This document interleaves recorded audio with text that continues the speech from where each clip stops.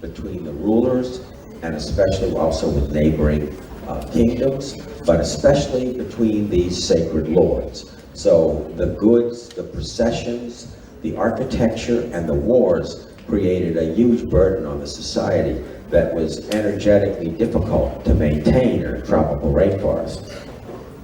Very much like the Khmer. If you've seen the bas-reliefs, I'm sure you have, in Angkor. You know, in Angkor, all the French tourists go marching in and they go up to the top, and there's a big line. Most of the time you can walk around and see the bas-reliefs, and there aren't very many people. I just came from there. This is a good time to visit Angkor because it was 44 degrees, so they very few tourists.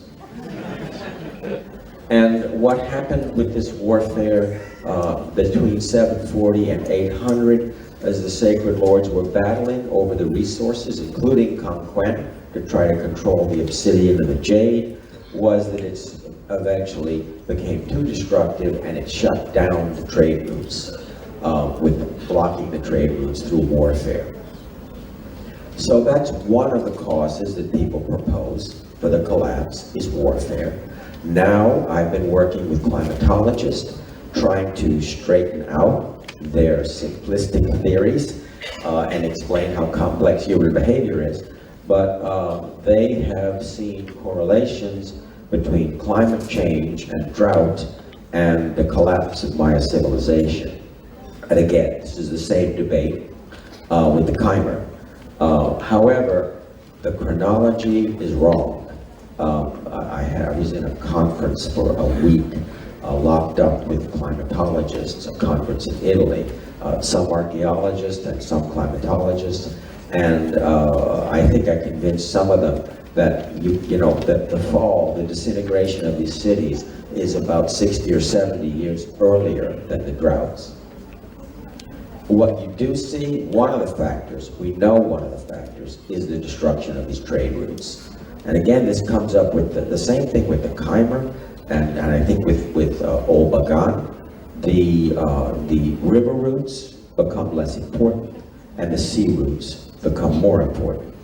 And that is a factor in making the central Maya area sort of out of it, out of the good economic positioning.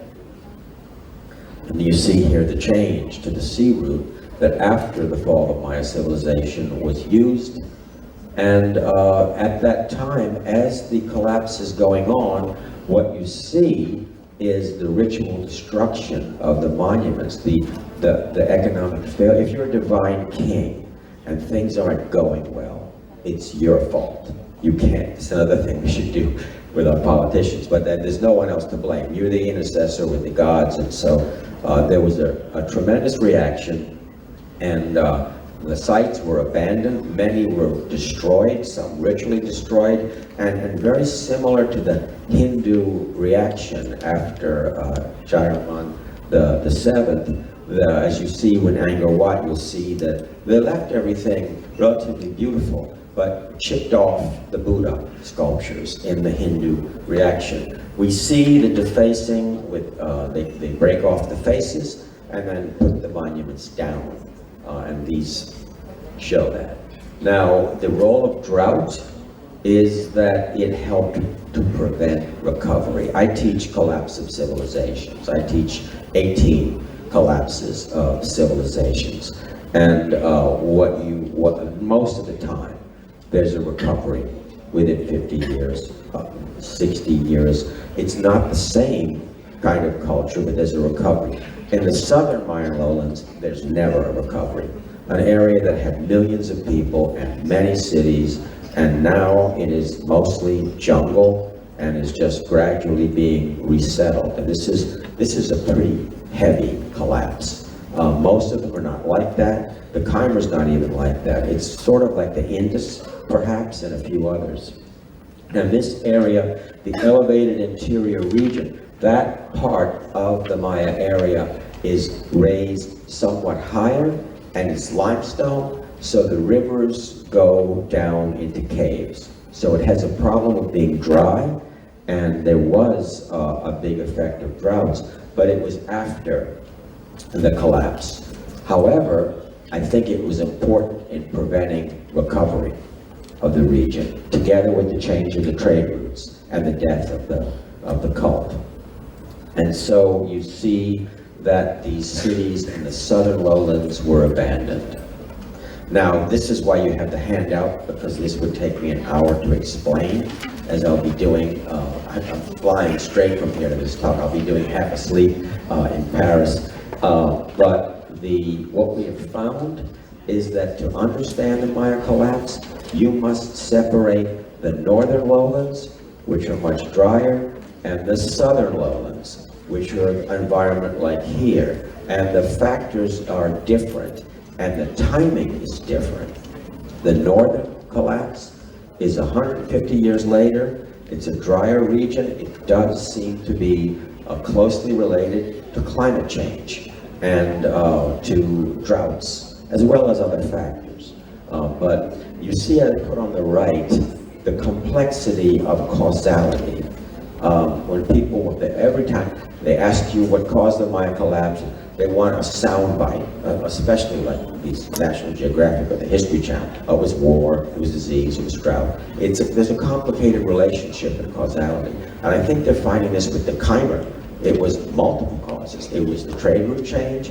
I think there were climate factors. I think there was too great of a burden on the society of the sacred king cults, and the cults of the divine kings and the economic system was really becoming quite archaic and could not compete with these great civilizations, market civilizations in central Mexico. So all of those factors led to these two collapses. And I put there, this isn't published yet, but in July, the first article by me, another archaeologist, and two climatologists will be coming out in the annual review of Earth and Planetary Sciences, an important journal for the climatologists. But then there'll be a series of publications, and I'm giving the first presentations on this in the next 2 weeks.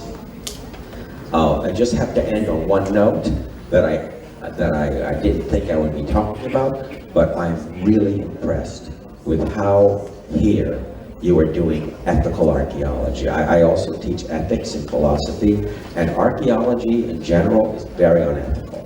The archaeologists go in, they excavate, they hire people, they get their fame, they get a National Geographic, they get their PhD, whatever, and then they leave, and they leave a disaster. Suddenly people have no work, and they've been working, excavating, so they loot. And if there is restoration, the government brings in people from outside and leaves the impoverished. I mean, these are really, really poor people with malnutrition and many problems, and they are left out. So they loot because they're very poor and they want to eat. And so they steal things from the monuments and sell them. But it isn't because they're evil, which is a lot of racism against the Maya. It's because this is a desperate situation, especially after they're accustomed to employment. So I have been, if you notice, the name of my institute is the Vanderbilt Institute of Mesoamerican Archaeology and Development. Half of what I do is development. The idea, and you are doing it, the idea is to go in and use the archaeology and the notoriety to get the attraction of the government, to get the attraction of others, and then train the local people to run the sites and do the kinds of side projects that I've seen you with the sales of crafts by handicapped people, and our projects. This is my ending, and I would really love to collaborate. I would love to come back here and teach a course, even on that about and I can give advice on the kinds of signs and things you need to do here. I think one of the keys that we are trying to do in our sites is that you have so brilliantly left the excavations with roofs on them, and when the tourists come, even if it's not Angkor Wat, and they see the archaeologists excavating and they can watch that process, they love it. And it doesn't have to be Angkor Wat. It is very strong attraction. But you do need to do a lot of work. Half the work I do in raising money, and I work with a huge team. When I say I do it, this work with a team of 45 people, and about 10 of those are in development and in medicine. And we do, instead of bringing in people from the outside, we brought in the top restorers from Mexico and Guatemala, and they trained the local people, these people who can't even read, and they trained them to do the restoration, not just the excavation. And the training was very, very quick. It was much faster than we thought, because as here, these are people who are farmers, they have patience, they make their own clothing, they build their own houses, and so they're natural craftspersons. We also have, as you're hoping to develop here, community-run ecotourism, including rainforest reforestation, and with that, we also have education and health projects. Again, you attract the support of the government, and in the case of the United States government doesn't help me at all. Actually, my funding for restoration is mostly from Finland and Scandinavia, where I give a lot of talks. I'm the only Finnish Cajun. I'm there every year giving talks. And they provide education and health systems, potable water, clinics, and now they have an education system for the Maya girls who have no access to school and are usually not sent to school. As you can see, the other thing that we do is these places are still sacred to the Maya.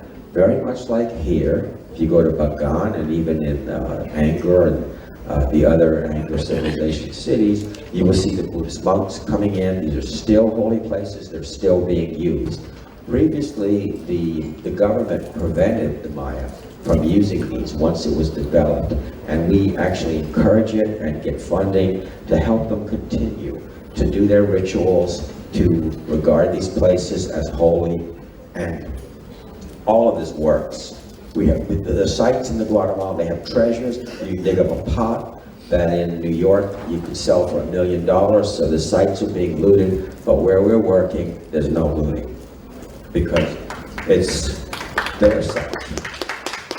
And I think everything I've heard here from all of the people involved in trying to organize this project, everyone completely understands that. And they also understand the ethical burden when you can attract attention and money for health projects. When you can do that, if you don't do that, it's unethical. And so this is what we are doing now, and again, I'm just amazed, because we've been doing this now for about 12 years as a model for the other archaeologists to follow, for the government to follow. We keep doing it, we keep hoping. I keep giving lectures that they will start to follow it, and no one is following it. I've given lectures for projects like this in Brazil, and they're doing it in Brazil, but in the Maya area and in Guatemala, they're just not the archaeologists. And it's not just the government. The archaeologists themselves, who in American universities are very liberal and they want to fight for the people, but when you tell them they have to spend half their time doing development, they don't do it. So I'm so pleased to see this here, and I think I will send over many of my colleague Maya archaeologists to see how it's done in an ethical country.